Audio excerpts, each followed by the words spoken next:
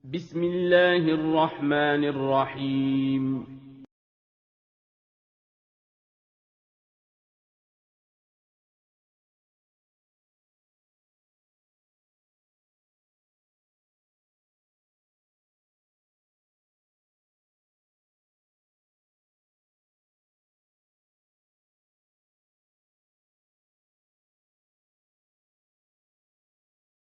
Barakatuh. Bismillah wassalatu wassalamu ala rasulillah, la haula wala quwata illa billah, amma ba'du. Ananda Soliha, bagaimana kabarnya hari ini? Semoga Ananda dalam keadaan yang sehat, dan semoga Allah memberikan kesembuhan bila ada Ananda yang sedang kurang enak badan. Amin. Ananda Soleha, sebelum kita mulai belajar, mari kita membaca doa terlebih dahulu. Doa belajar. Allahumma inni as'aluka ilman nafi'an wa rizqan thayyiban wa amalan mutaqabbalan. Hari ini insya Allah kita akan melanjutkan pembelajaran sebelumnya, masih di subtema 4, yaitu kita sudah belajar pertumbuhan dan perkembangan tumbuhan. Tumbuhan juga mengalami pertumbuhan dan perkembangan. Pada tumbuhan juga terjadi perkembangbiakan. Salah satu ciri-ciri makhluk hidup yaitu berkembang biak. Tumbuhan berkembang biak dengan cara vegetatif atau tidak kawin. Nanti vegetatif ini terbagi menjadi dua, yaitu ada yang alami dan buatan. Kalau alami berarti dari tanaman itu sendiri tanpa bantuan manusia. Kalau buatan dengan bantuan manusia. Selain vegetatif, tanaman juga bisa berkembang biak dengan cara generatif. Generatif yaitu dengan kawin. Kedua, kita belajar kerajinan mozaik.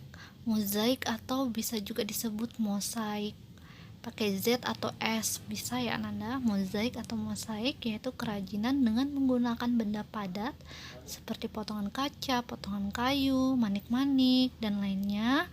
Kemudian nanti ditempelnya dengan lem atau perekat yang kuat dan ditempelkan di permukaan yang ingin ditempel.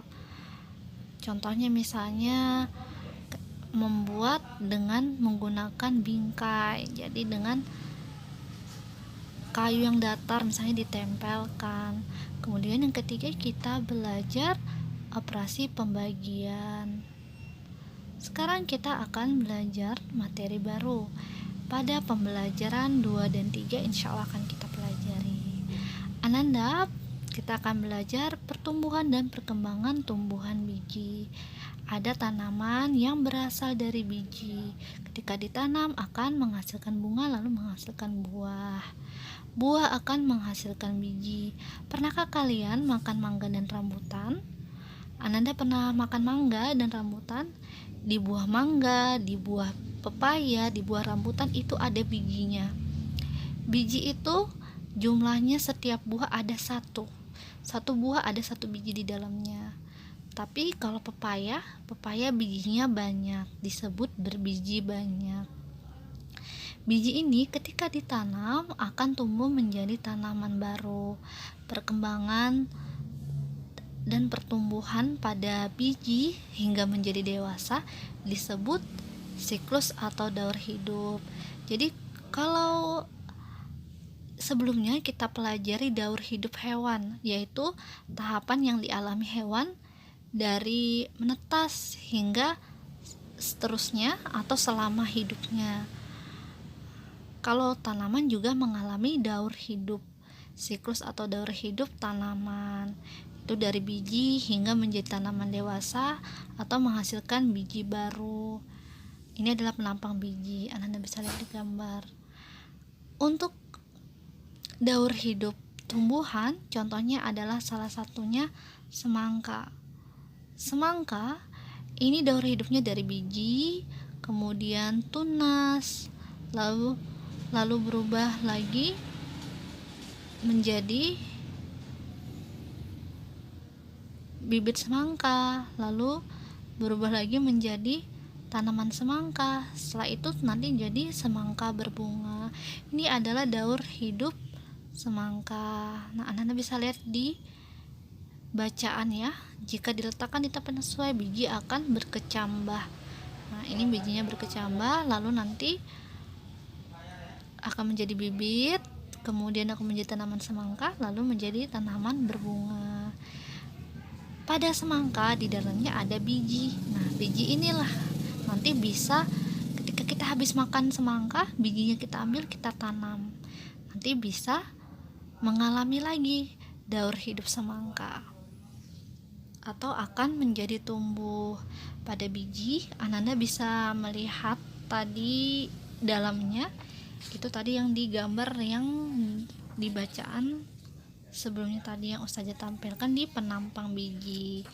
Anda bisa lihat di sana isi dari biji.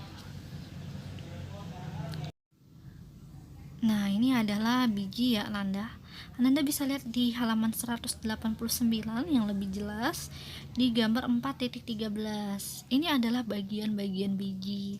Bagian biji ini kalau yang Ananda lihat itu ada warna coklat yang mengelilingi, ini disebut selimut biji. Selimut biji berfungsi untuk melindungi biji. Jadi supaya terjaga bijinya, ada selimut biji. Kemudian di dalam biji ternyata ada embrio atau calon tumbuhan baru. Ini warna putih, kemudian ada daunnya sedikit ya. Ini embrio. Kemudian di dalamnya ini ada warna kuning. Kuning ini disebut kotiledon. Kotiledon ini adalah sumber makanan untuk calon tumbuhan baru. Jadi supaya calon tanaman baru ini yang embrio ini bisa tetap hidup, maka ada kotiledonnya sebagai sumber makanannya. Ini adalah bagian-bagian biji ya Ananda. Kemudian kita akan belajar mengenai bibit yang tanpa biji, bibit tumbuhan yang tanpa biji. Ada tanaman yang tidak memerlukan biji ketika tumbuh atau tidak dari biji ketika ditanam, yaitu contohnya adalah buah semangka. Dengan kemajuan ilmu pengetahuan dan teknologi terdapat semangka tanpa biji. Kalau tanpa biji lalu bagaimana cara menanamnya? Ternyata dengan teknologi dan ilmu pengetahuan. Jadi kalau semangka tanpa biji yang Ananda temukan ternyata dari hasil teknologi. Karena kalau sebenarnya secara alami semangka didapatkan dari biji. Kalau tidak ada bijinya bagaimana menanamnya? Jadi dari ilmu pengetahuan dan teknologi. Selanjutnya kita akan belajar olahraga PJOK untuk gerakan kombinasi pada permainan katak dan bangau. Pada permainan ini kita akan menemukan kombinasi gerakan lompat. Jadi ini ada gerakan lompat. Ananda bisa lihat di gambar ini 4.15 permainan katak dan bangau. Permainan ini jangan lupa ketika dilakukan diperlukan pemanasan. Untuk permainan ini tujuannya untuk melatih kekuatan otot kaki. Gerakan lompat melatih kekuatan otot kaki. Pada gerakan ini cara bermainnya adalah ada dua kelompok, yaitu katak dan bangau. Katak dan bangau ini terbagi menjadi dua kelompok, lalu disediakan untuk tempat bermainnya dua buah garis sejajar di tengah area. Di tengah-tengahnya ada garis, kemudian garis ini lebarnya dibuat totalnya 1 meter, kurang lebih 1 meter. Kemudian nanti di garis seperti yang digambar, di tengahnya ada kotak-kotak kecilnya. Lalu untuk banyaknya karena diperlukan masing-masing 3 yang di dalam, maka diperlukan 3 garis yang masing-masing ada yang panjang, di kirinya panjang, di kanannya panjang, lalu di tengahnya yang kecil-kecilnya. Kemudian setelah itu untuk kelompok katak berjongkok posisinya, sedangkan bangau berdiri dengan kakinya satu kaki yang ada di tanah, satu kaki yang ditekuk. Nanti ada wasitnya, contohnya wasitnya guru. Pada saat aba-aba mulai, misalnya guru bilang mulai, maka nanti katak akan melompat satu lompatan ke arah garis tengah.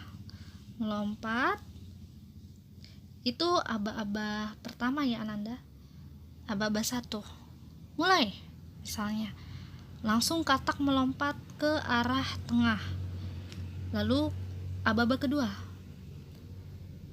2 misalnya aba-abanya, kelompok bangau akan ke maju dengan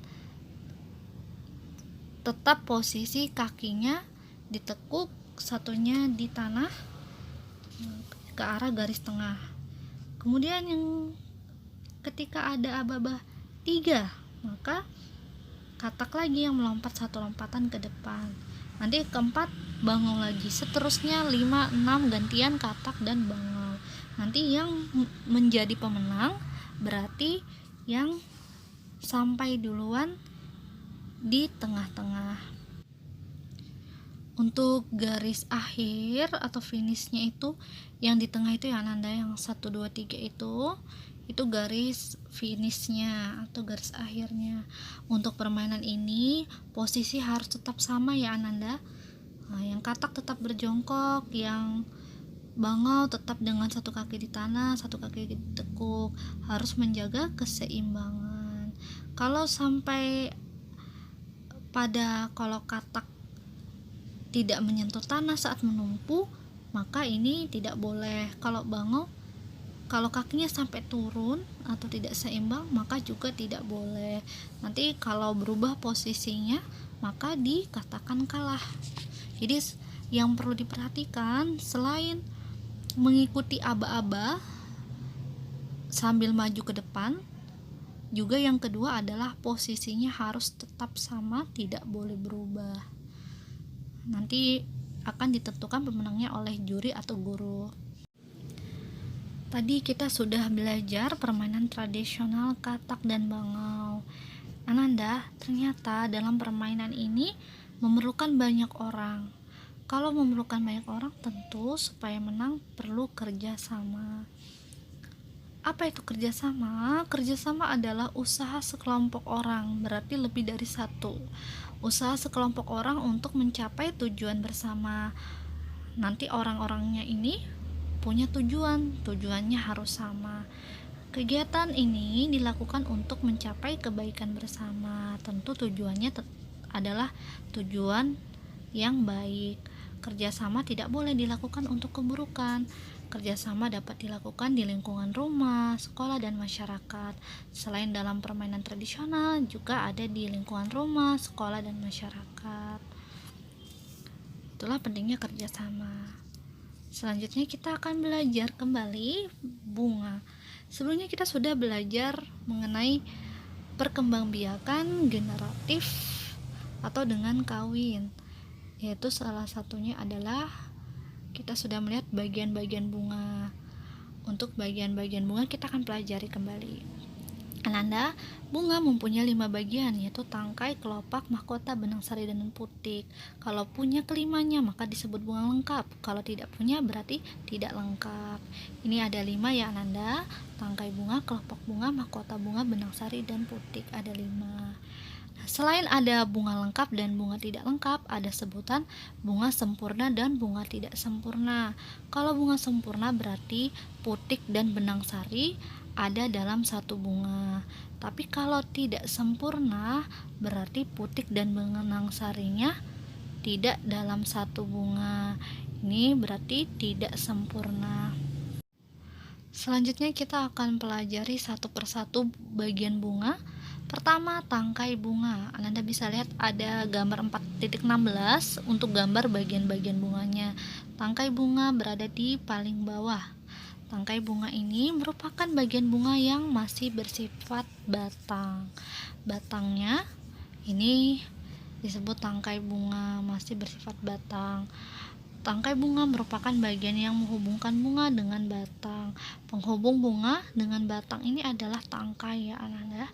Tangkai bunga berwarna hijau. Bagian pangkal tangkai bunga membesar membentuk dasar bunga. Ini dia membesar membentuk bunganya.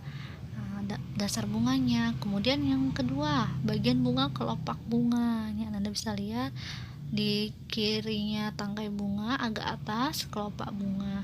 Kelopak bunga ini adalah bunga yang belum mekar. Bunganya belum mekar, dibungkus oleh kelopak bunga. Kelopak bunga menempel pada dasar bunga untuk ciri-cirinya dan biasanya berwarna hijau. Kelopak bunga akan terbuka pada saat bunga mekar. Kalau bunga mekar nanti kelopak bunga akan mekar. Kemudian yang ketiga, kalau mahkota bunga ada di paling kanan. Ya, mahkota bunga ini ciri-cirinya merupakan perhiasan bunga. Warna, bentuk, dan aromanya bermacam-macam. Warnanya macam-macam, bentuknya macam-macam, aromanya bermacam-macam. Ini ciri-cirinya. Kalau mahkota bunga ini adalah perhiasan bunga. Dengan kita melihat bunga itu kelihatan cantik karena warnanya ada warna merah, ungu, merah muda, biru, hijau, dan lain-lainnya. Ada yang bentuknya besar, kecil, ada yang aromanya wangi, aromanya sedang, dan lain-lainnya. Inilah kenapa disebut mahkota bunga ini adalah perhiasan bunga. Bagian inilah akan menjadi ciri khas dari bunga-bunganya. Kemudian yang keempat, benang sari. Benang sari di atasnya mempunyai kepala dan berisi serbuk, itu adalah benang sari. Kalau kita pelajari sebelumnya bahwa ada tanaman yang berkembang biak dengan cara generatif atau secara kawin. Karena secara kawin maka memerlukan alat kelamin jantan dan alat kelamin betina. Alat kelamin jantan pada tanaman generatif yaitu benang sari untuk jantannya benang sari. Kalau alat kelamin betinanya adalah putik. Kalau benang sari ini ada di kelilingi mahkota bunga, terdiri dari kepala sari dan tangkai sari. Ini benang sari. Di dalam kepala sari terkandung butir-butir serbuk sari. Kemudian kalau putik ini yang alat kelamin betina bagi tumbuhan, terdiri atas kepala putik, tangkai putik, dan bakal buah. Dalam bakal buah terdapat bakal biji. Bakal buah inilah nanti yang ada bakal bijinya. Anda bisa lihat benang sari di gambar 4.16-nya. Di bagian kiri dikelilingi oleh mahkota bunga. Kemudian yang tengahnya adalah putik. Di situ ada putik, di tengah-tengahnya itu ada kepala putiknya yang hitam-hitam. Kemudian ada tangkai putiknya yang memanjang dan bakal buah. Nah, di situ ada bakal buahnya. Nah, jadi ini adalah 5 bagian-bagian bunga. Bagian-bagian bunga ini memiliki ciri-ciri masing-masing. Anda bisa lihat atau baca mengenai bagian-bagian bunga di bacaan ini. Kemudian kita akan belajar mengenai mozaik lagi. Ananda, karya seni berupa mozaik selain dari benda-benda juga bisa dari biji-bijian. Tapi kita tidak boleh memakai biji-bijian yang bisa buat dikonsumsi ya Ananda. Seperti kacang hijau. Jadi kita bisa lihat contohnya saja ya Ananda. Kacang hijau bisa dibuat menjadi bubur kacang hijau. Jadi karena bisa dikonsumsi, tidak perlu kita gunakan untuk kerajinan, karena itu termasuk sikap yang mubazir.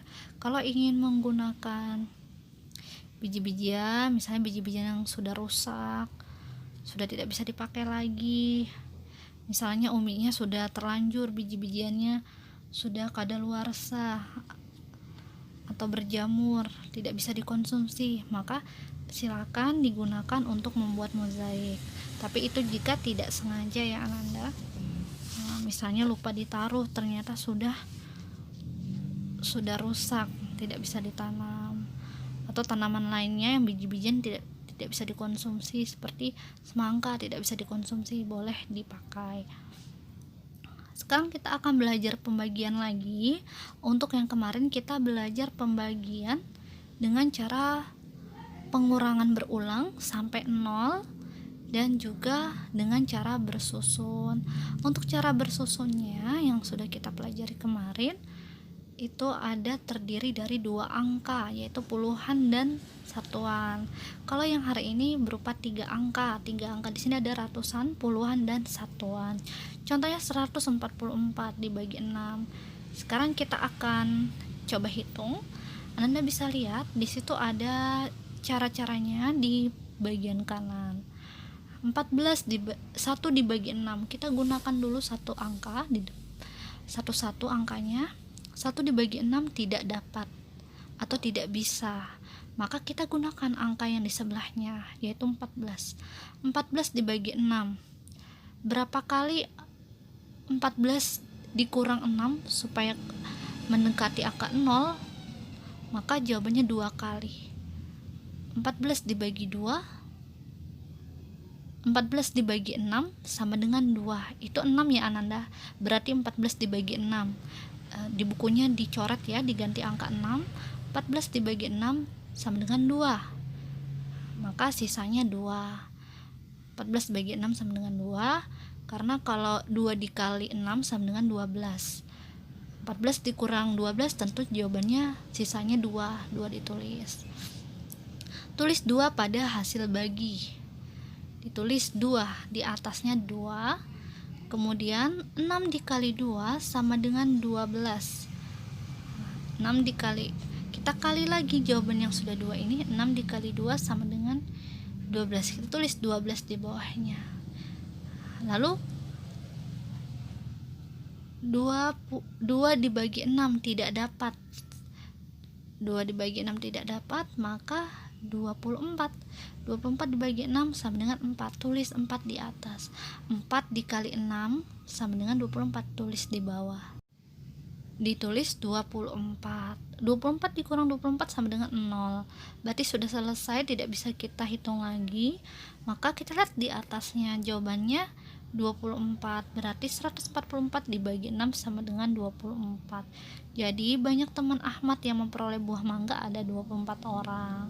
Jadi untuk pembagian ini kita menghitungnya dengan cara satu angka per satu angka. Kalau tidak cukup 1, maka kita pinjam angka di sebelahnya tadi 4, maka 14 dibagi 6. Seperti itu. Ini adalah perhitungan pembagian 3 angka dengan pembaginya 1 angka. 3 angka ini 144, ada 3 angka, ada 1, 4, dan 4.